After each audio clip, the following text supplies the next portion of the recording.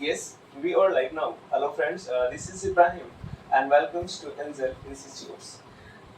Dear friends, today I just started a video that is the regarding to car data.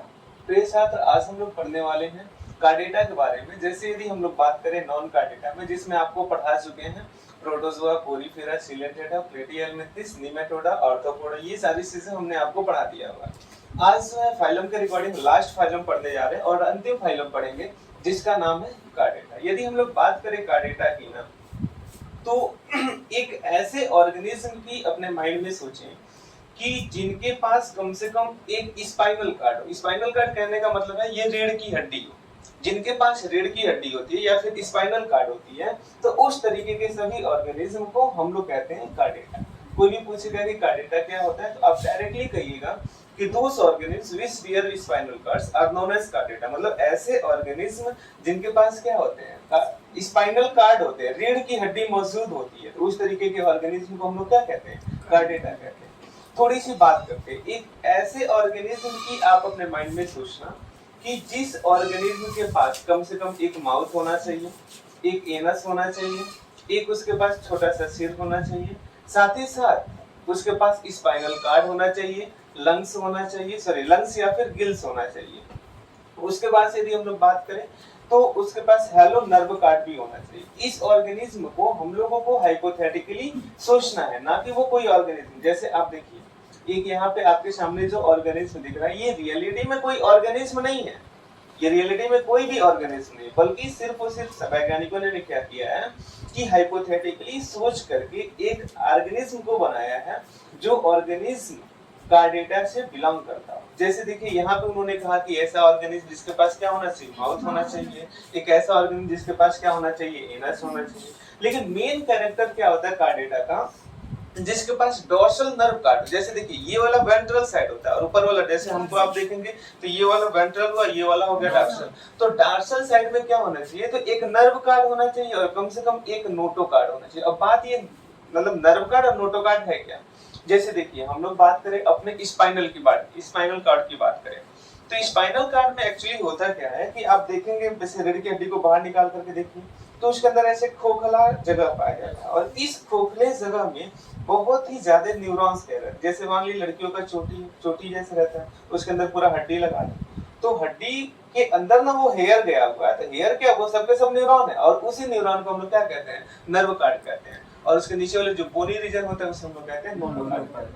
आप यहाँ पे देख सकते हैं कुछ गिल्स भी मौजूद है। अब देखिए ये गिल्स फंक्शन कैसे करता है। जाहिर सी बात है यदि ये मछलियां हैं तो इधर से पानी लेगी और पानी लेकर के गिल्स के द्वारा बाहर निकाल देगी और बाहर निकालेगी तो जाहिर सी बात है इसमें रेस्पिरेशन में मदद करेगा। और लास्ट में देखें तो इसके पास कुछ मसल्स भी होती हैं जो मूवमेंट करने में मदद करती हैं। और यहाँ पे देख सकते हैं एनस मौजूद है। तो इस तरीके के ऑर्गेनिज्म, हमने पहले ही बोला है कि ये कोई ऑर्गेनिज्म नहीं है, ये एक हाइपोथेटिकली सोच करके बनाया गया है कि कार डेटा कौन होते हैं। कार डेटा वे होते हैं जिनके पास कम से कम एक थे नोटो कार्ड मौजूद होगा, एक थे डॉर्सल में नर्व कार्ड मौजूद होगा। तो इस तरीके के ऑर्गेनिज्म, सभी ऑर्गेनिज्म को हम लोग कहते हैं कार डेटा। जैसे आपके सामने हम देख रहे हैं, हम भी क्या है, एक प्रकार के कार डेटा के ही ऑर्गेनिज्म है। कार डेटा थोड़ा सा टफ है, इसलिए हम लोग सबसे पहले कोशिश करेंगे इस क्लासिफिकेशन को समझना। इस क्लासिफिकेशन में बात करना थोड़ा सा टफ है, यदि आप ट्राई करोगे तो वीडियो आराम से आपको समझ में आ जाने वाली है। जैसे देखिए जो कार डेटा है ना, इस कार डेटा को दो ठे ग्रुप में बांटा गया है। ध्यान में रखेंगे, इस कार डेटा को कितने ग्रुप में बांटा गया, दो ठे ग्रुप में। ऊपर वाले को कहते हैं एक्रेनिया, ऊपर वाले को एक्रेनिया और नीचे वाले को क्रेनिया। अब देखिए इसको किस बेसिस से बांटा गया, थोड़ा सा ध्यान देना। एक क्रेनिया का मतलब ये होता है, जैसे मान लो हमारा ये हड्डियां जो दिखाई दे रही है, बोन की हड्डी, जैसे कह लो सिर की हड्डी दिखाई दे रही है, ये जो सिर की हड्डी है ना, इसको हम लोग कहते हैं क्रेनियम। इसे क्या कहते हैं, क्रेनियम। और ये क्रेनियम जो बॉक्स बनाया है इसे हम लोग कहते हैं क्रेनियम बॉक्स, और इसी क्रेनियम बॉक्स के अंदर हमारा ब्रेन मौजूद है। तो जिस ऑर्गेनिज्म के पास ये क्रेनियम का बॉक्स होता है उसे हम लोग कहते हैं क्रेनिएटा, और जिस ऑर्गेनिज्म के पास क्रेनियम का बॉक्स नहीं होता है उसे हम लोग कहते हैं एक्रेनियम। एटोल कहने का मतलब है कि आप लोग इसमें नहीं आने वाले हो, आप लोग किस में आओगे, इसमें आओगे, है कि बात नहीं। हम लोग के पास क्रेनियम का बॉक्स मौजूद है, इसके पास क्रेनियम की बॉक्स मौजूद नहीं है। Directly we can say that the phylum are Chordata is derived from the two phylum. ऐसे कह लो two group. First is that is the craniata, that is the craniata, and second is the acraniata. पहला जो है उसे हम लोग कहते हैं acraniata, जिसके पास ब्रेन बॉक्स मौजूद नहीं होता है, और दूसरा craniata जिसके पास ब्रेन बॉक्स मौजूद होता है। बात आ रही है समझ में? चलिए एक बात और भी समझना, इसको जो है ना लोअर कार्डेटा भी कहते हैं और इसको हायर कार्डेटा भी कहते हैं, दोनों याद कर लीजिएगा। इसको हम लोग लोअर कार्डेटा और इसको हम लोग क्या कहते हैं, हायर कार्डेटा कहते हैं। अब थोड़ा सा बात समझना, जहाँ पे हम लोग मेन पॉइंट समझने वाली बात है। यदि हम लोग पहला शुरू करें क्रेनिएटा एक्रेनिएटा, ये जो एक्रेनिएटा है ना, इसको तीन कह लो, तीन तरीके की सब फाइलम में बांटा गया। पहले वाले फाइलम का नाम है हेमिकार्डेटा, दूसरे वाले का नाम है यूरोकार्डेटा, और तीसरे वाले का नाम है सिफेलोकार्डेटा। याद हो जाएगा? मेरे साथ आप लोग एक बार बोल लो। पहले वाले का नाम क्या है? हेमिकार्डेटा, दूसरे वाले का नाम यूरोकार्डेटा, अब तीसरे वाले का नाम सिफेलोकार्डेटा। थोड़ा तेज बोलो। पहले वाले का नाम हेमिकार्डेटा, दूसरा यूरोकार्डेटा, तीसरा सिफेलोकार्डेटा। अब इस बात को थोड़ा समझना, हेमी का मतलब होता है आधा और कार्डेटा का मतलब होता है स्पाइनल कार्ड। हम लोग कह सकते हैं कि ऐसे ऑर्गेनिज्म जिसका स्पाइनल कार्ड आधा मौजूद होता है, आवासन में जिसका स्पाइनल कार्ड कितना मौजूद होता है? आधा मौजूद होता है। तो इस तरीके के ऑर्गेनिज्म को हम लोग कहते हैं हेमिकार्डेटा। दूसरा क्या है? यूरोकार्डेटा। यूरोकार्डेटा का मतलब ये है ना कि जिसका ये स्पाइनल कार्ड का मतलब आप लोग समझ में आना चाहिए, रीढ़ की हड्डी से रिलेटेड।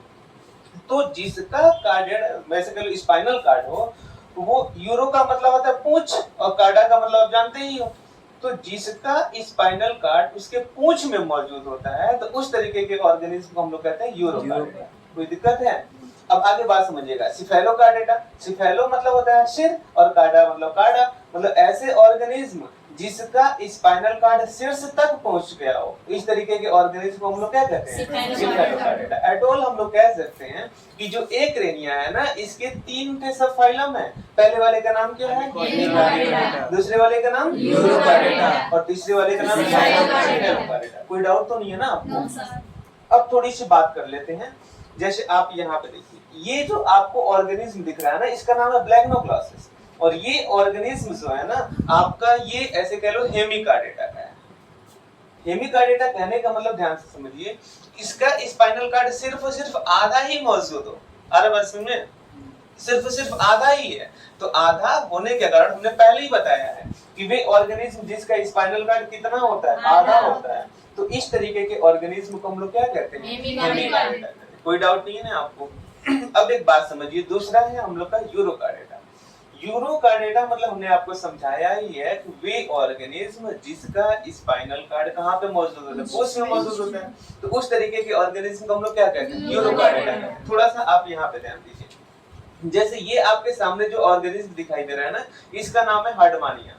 हर्डमानिया जो है ये यंग स्टेज है, लेकिन यदि हर्डमानिया जब रिप्रोडक्शन करते हैं ना, तो रिप्रोडक्शन के फलस्वरूप एक लार्वा का फॉर्मेशन होता है, जिस लार्वा को हम लोग कहते हैं ऐसे के लोग जल्दी बैठ जाइए, इस लार्वा को हम लोग कहते हैं, मेढक के लार्वा को क्या कहते हैं? Tadpole larva. हाँ, इसका भी सेम नाम है, टेडपोल लार्वा ही है। जैसे देखिए ये हर्डमानिया है, हर्डमानिया के लार्वा को हम लोग कहते हैं टेडपोल लार्वा। ध्यान में रखिएगा, हम आपको सिखा क्या रहे हैं? सिखा रहे हैं यूरोकार्डेटा। यूरो में हमने समझाया कि जिसका कार्डा पूंछ में मौजूद होता है, तो इस तरीके के ऑर्गेनिज्म को यूरोकार्डेटा कहते हैं। और आप यहाँ पे थोड़ा सा नोटिस करोगे तो इसका स्पाइनल कार्ड कहाँ पे मौजूद है? पूंछ में मौजूद। देखिए यहाँ पे लिखा हुआ है, तो इसका स्पाइनल कार्ड पूंछ में मौजूद है, तो इसीलिए हर्डमानिया जिस सब फाइलम से बिलोंग करता है, तो उसे हम लोग कहते हैं यूरोकार्डेटा। कोई डाउट तो नहीं है ना? अच्छा, आप खुद ही बताइए, पहला तो आपको सिखा दिए हेमिकार्डेटा, दूसरा समझा दिए यूरोकार्डेटा, अब बच गया क्या? सिफेलोकार्डेटा। अच्छा एक बात बताइए, हेमिकार्डेटा का एग्जांपल था ब्लैग्नोक्लासिस और यूरोकार्डेटा का एग्जांपल था हर्डमानिया। अब हम लोग को देखना है कि सिफेलोकार्डेटा का एग्जांपल क्या होगा। थोड़ा सा देखिएगा यहाँ पे, ये है आपका यूरोकार्डेटा, ये इसको ध्यान देना, इसका नाम है क्या? लेंसलेट्स। इसका नाम क्या है? लेंसलेट्स।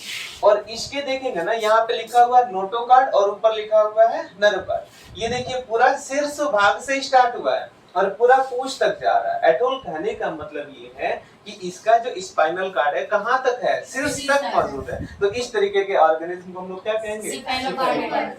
कोई डाउट तो नहीं है ना तीनों में? एटोल हमने आपको कितनी चीजें सिखा दिया? सिर्फ और सिर्फ 3 सब फाइलम के बारे में बताया। पहले वाले का नाम था हेमिकार्डेटा, और दूसरे वाले का नाम था यूरोकार्डेटा, और तीसरे वाले का नाम क्या था, सिफेलोकार्डेटा। ये जो हमने तीनों आपको सिखाया, ये तीनों क्या है, एक रेनिया के एग्जाम्पल है। लेकिन हम लोगों को अब दूसरा टॉपिक पढ़ने चलना है। दूसरा वाले टॉपिक का नाम क्या है, तो क्रेनिएटा, यूकार्डेटा या फिर हायरकार्डेटा। कोई डाउट है यहाँ तक तो पूछ लीजिए आप लोग। कोई डाउट नहीं है ना? कोई डाउट नहीं है? एक बार थोड़ा सा रिकॉल कर देते हैं। हेमिकार्डेटा, यूरोकार्डेटा, सिफेलोकार्डेटा। हेमी मतलब आधा, कार्डा मतलब स्पाइनल कार्ड, यूरो मतलब पूंछ में मौजूद होगा, और सिफेलो मतलब सिर में मौजूद होगा। जैसे हमने एग्जांपल यहाँ पे दिखाया है क्या, प्लेग्नोग्लॉसस। ये किसका एग्जांपल है, हेमिकार्डेटा का। ये किसका एग्जांपल है, यूरोकार्डेटा। और ये किसका एग्जांपल है, सिफेलोकार्डेटा का। इसमें है क्या, पूरा शीर्ष तक मौजूद है। लेकिन आप बताइए, जो अभी आपने जो इससे पहले जो स्लाइड देखा है, उसमें हमने 2 ग्रुप में बांटा था कार्डेटा को। ऊपर वाले को क्या कह रहे थे, ऊपर वाले को, अरे भाई जो कार्डेटा था ना, ऊपर वाले को क्रेनिया, ये क्रेनिया, और नीचे वाले को जो क्रेनिएटा है ना, उसमें जो सबसे मेन ऐसे कह लो कि सब फाइलम होता है, उसे हम लोग कहते हैं वर्टिब्रेटा। क्या कहते हैं उसे, वर्टिब्रेटा। अब देखिए, वर्टिब्रेटा का मतलब है कि वर्टिब्रल कॉलम, ध्यान में रखिएगा। वर्टिब्रेटा का मतलब क्या होता है, वर्टिब्रल। और वर्टिब्रल कॉलम का मतलब वही चीज है जो हमने बताया हुआ। ये हम लोग का जो कॉलम मौजूद है ना, पूरा शीर्ष भाग से लेकर के पूरा यहाँ तक, ऐसे कह लो रीढ़ की हड्डी, इस पूरे कॉलम को हम लोग कहते हैं, एक रट लाइक स्ट्रक्चर को कहते हैं वर्टिब्रल कॉलम। और वर्टिब्रल कॉलम के बेसिस पे ये जो ऐसे कह लो वर्टिब्रेटा होते हैं ना, इसको 2 ग्रुप में बांटा गया है। पहले वाले को हम लोग कहते हैं एगनाइथा, और दूसरे वाले को कहते हैं नाइथोस्टोमेटा। पहले वाले को क्या कहते हैं, एगनाइथा, और दूसरे वाले को नाइथोस्टोमेटा। अब बात समझिएगा, एगनाइथा और नाइथोस्टोमेटा क्या है। एगनाइथा का मतलब ये है ना कि जिनके पास ये जबड़े नहीं पावत रहते हैं। जैसे मान लीजिए मेरे पास जबड़ा है, लेकिन इनके पास क्या होता है, जबड़े नहीं पाते। अब ध्यान रखिएगा। और नाइथोस्टोमेटा, जी साइलेंट होता है यहाँ पे। नाइथोस्टोमेटा का मतलब होता है जिनके पास जबड़ा होता है, जास होता है। जैसे हम लोग बोल रहे हैं ना, तो ये जास मौजूद है, तो इसका मतलब जिनके पास जबड़ा नहीं होता है, और इसका मतलब जिनके पास जबड़ा होता है। अब जैसे देखिए, इसमें एक नाइथा में एक ऑर्गेनिज्म है जिसका नाम है, एक क्लास है जिसका नाम है साइक्लोस्टोमेटा। याद हो जाएगा। अब देखिए, साइक्लोस्टोमेटा का मतलब ये होता है ना, साइक्लो का मतलब होता है गोल, और स्टोमेटा का मतलब होता है माउथ या फिर छिद्र। मींस ऐसे ऑर्गेनिज्म जिनके पास जबड़ा नहीं होगा। अरे भाई, तो मुंह का कैसा रहेगा, गोल रहेगा। तो इस तरीके के ऑर्गेनिज्म को हम लोग क्या कहते हैं, साइक्लोस्टोमेटा कहते हैं। कोई डाउट है? एक बार और ध्यान दीजिए, हम आपको पढ़ा रहे हैं क्या कि वर्टिब्रेटा। वर्टिब्रेटा कौन है, तो वर्टिब्रेटा वे ऑर्गेनिज्म जिनके पास वर्टिब्रल कॉलम होगा। इसको 2 ग्रुप में बांटा गया। इधर की तरफ है एगनाइथा और इधर की तरफ है नाइथोस्टोमेटा। एगनाइथा का मतलब क्या होता है, इनके पास जांच नहीं होगी, ये जबड़ा नहीं होगा। और जबड़ा नहीं होने के कारण इनका जो माउथ होता है वो कैसा होता है, गोल होता है, सर्कुलर इन शेप का होता है। इसलिए इसका जो क्लास होता है उसे हम लोग कहते हैं साइक्लोस्टोमेटा। ठीक है। जैसे आप यहाँ पे देखिए, ये जो ऑर्गेनिज्म है ना, इस ऑर्गेनिज्म का नाम है पेट्रीमाइजोन। नाम क्या है इसका, पेट्रीमाइजोन। याद कर लेना। और इस पेट्रीमाइजोन का आप यहाँ पे देखोगे ना, माउथ देखोगे तो इसका माउथ बिल्कुल सर्कुलर इन शेप्ड का होता है।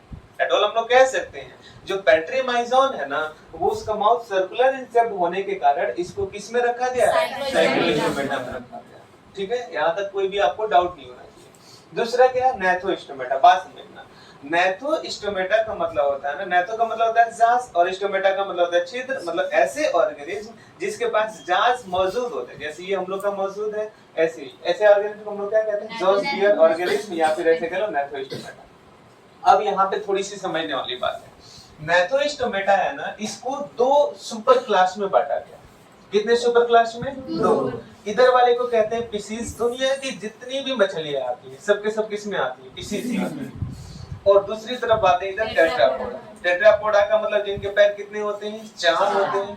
टेट्रा मतलब 4, पोडा मीन्स पैर। जैसे नहीं आप लोग अर्थोपोडा पढ़े थे, अर्थो माने जॉइंटेड, पोडा मीन्स पैर। सेम यहाँ भी है, टेट्रा मीन्स 4, पोडा मीन्स पैर, मतलब टेट्रापोडा। लेकिन यहाँ पे बात करें पिसीज की, मेन हम लोग को थोड़ा सा पढ़ना है। पिसीज का मतलब ये है ना, बहुत ज्यादा लोग पूछते हैं फिशिस कौन होते हैं। जैसे मान लीजिए स्टार फिश, आप कहोगे सर वो भी फिश है। ऐसा नहीं है, वो फिश नहीं है भाई, वो तो इकाइनोडर्मेटा का ऑर्गेनिज्म है। लेकिन हम लोगों को फिशिस में यहाँ पे ये सीखना है कि वास्तव में फिश है कौन। फिश और फिशरीज में अंतर है। फिशीज में अंतर है। फिश का मतलब जिसे वो जो फिश नहीं उसे भी हम लोग फिश कह सकते हैं, जैसे तारा मछली हम लोग कह दे रहे हैं, ऐसे बहुत ज्यादा मछली का नाम है, घोड़ा मछली कह देते हैं, लेकिन वो वास्तव में मछली नहीं है। मछली कौन है? वे ऑर्गेनिज्म, वे मछलियां या फिर वे इस तरीके के ऑर्गेनिज्म जिसके पास लेटरल लाइन सिस्टम मौजूद होता है। बात है कि ये लेटरल लाइन सिस्टम क्या होता है। अभी हम आपको बता रहे हैं कि लेटरल लाइन सिस्टम क्या होता है। फिलहाल थोड़ा सा इसके बारे में समझ लेते हैं कि हमने आपको समझाया था कि ये जो नेथोस्टोमेटा है इसको कितने भागों में बांटा गया था? दो, टेट्रापोडा और फिशीज। और ये जो फिशीज है ना, इसको अलग अलग दो तरीके के क्लास में बांटा गया। वास्तव में दो में नहीं, तीन।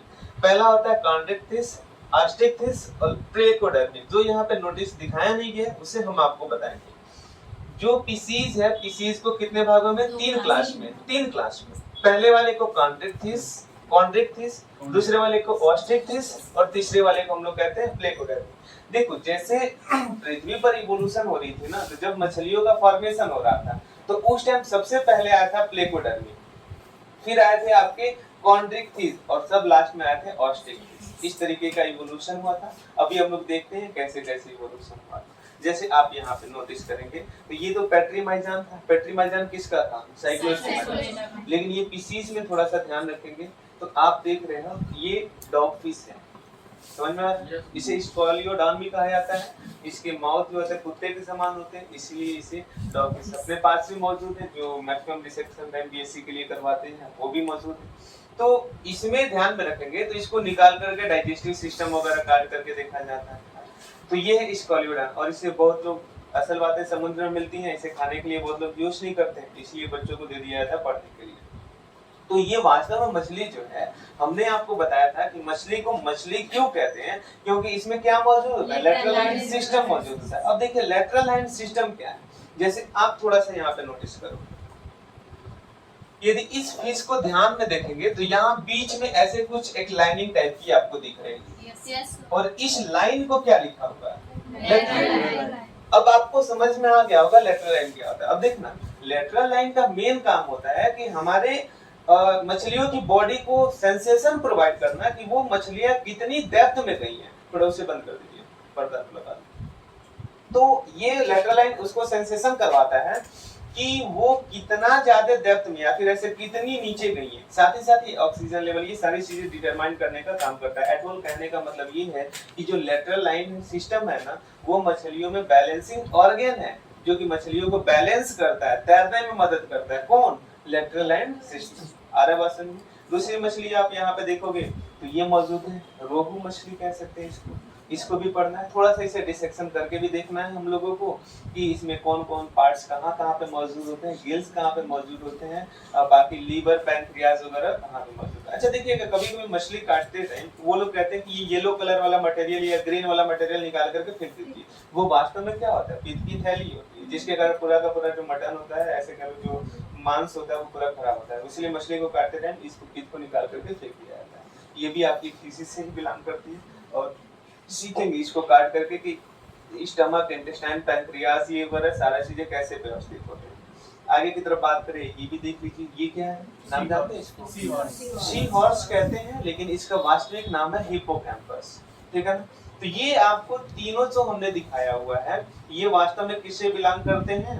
तो फिशिस से बिलोंग करते हैं। ये सभी किसी भी मछली, और भी मछलियां हैं जिसे पढ़ना है, ध्यान देंगे, यदि समझ में आएगा देखा जाएगा उस टाइम पढ़ लेंगे। दूसरी चीजें ये है कि टेट्रापोडा, ध्यान में रखिएगा। टेट्रापोडा, टेट्रामिस हमने आपको समझाया है कि टेट्रामिस होता है 4 और पोडामिस मींस ऐसे ऑर्गेनिज्म जिसके कितने पैर मौजूद होते हैं? 4 पैर मौजूद होते हैं। तो इस तरीके के ऑर्गेनिज्म को हम लोग कहते हैं टेट्रापोडा। एक चीज ध्यान रखना, ये जो टेट्रापोडा है ना, इसको 4 क्लास में बांटा गया है। टेट्रापोडा को कितने क्लास में? 4 क्लास। सबसे पहले वाले को हम लोग कहते हैं एम्फीबियंस, दूसरे वाले को रेप्टाइल्स, अगले वाले को एबीज और लास्ट वाले को मैमल्स। याद कर लीजिएगा, एम्फीबियंस, रेप्टाइल्स, एबीज और मैमल्स। बिल्कुल आप लोग याद। अच्छा एक बार यहाँ पे थोड़ा सा डिस्कस कर लेते हैं कि इवोल्यूशन कैसे हुआ। आप लोग कहते हो कि आदमी कैसे बना, थोड़ा सा बात समझो। जो ये मछलियां थी सब, जो समुद्र में रह रही थी सब, ध्यान से समझिएगा तभी समझ में आएगा। ये जो मछलियां जो समुद्र या फिर पानी में मौजूद थी सब, इनके छोटे छोटे बच्चे या फिर छोटी छोटी मछलियां जो उसको बड़ी मछलियां खा ले रही थी सब। छोटी मछलियों को बड़ी मछलियां खा ले रही सब। अब जाहिर सी बात है, छोटी मछलियों को बड़ी मछलियां खा लेंगी सब, तो छोटी मछलियां कहीं भागने का प्रयास करेंगी सब, जाहिर सी बात है। और जब वो भागने के प्रयास करेंगे सब, तो जाहिर सी बात है वो पानी में नहीं रहेंगे सब, पानी में रहेंगी सब तो कोई खा लेगा उसे। तो ये इसमें से छटक छटक करके बाहर आने लगी सब। एक कवई मछली आप लोग जानते हैं, सिकरैया मछली, उसे कहा जाता है कि वो पेड़ पे भी ऐसे चढ़ लेती है कीड़े को खाने के लिए। देखिएगा, ये जो जितनी भी मछलियां हैं सब अपनी बॉडी को प्रोटेक्ट करने के लिए, अपने बॉडी को ऐसे कह लो बचाने के लिए, बड़ी मछलियों से बचाने के लिए वो यहाँ से भागना शुरू की। कहाँ? अरे भाई भागेगी तो आसमान में डायरेक्ट थोड़ी ना चली जाएगी, वो वहां से भागेगी तो वो जाएगी डायरेक्टली सॉइल पे जाएगी। एडोल कहने का मतलब पानी से वो सबसे पहले कहाँ पे आ गए? सॉइल पे। और सॉइल पे आने से किसका विकास हो गया? एम्फीबियंस का विकास हो गया। आरी बात समझ में ना? यानी कि मछलियों से किसका विकास हो गया? तो एम्फीबियंस का विकास हो गया। स्टॉप कर।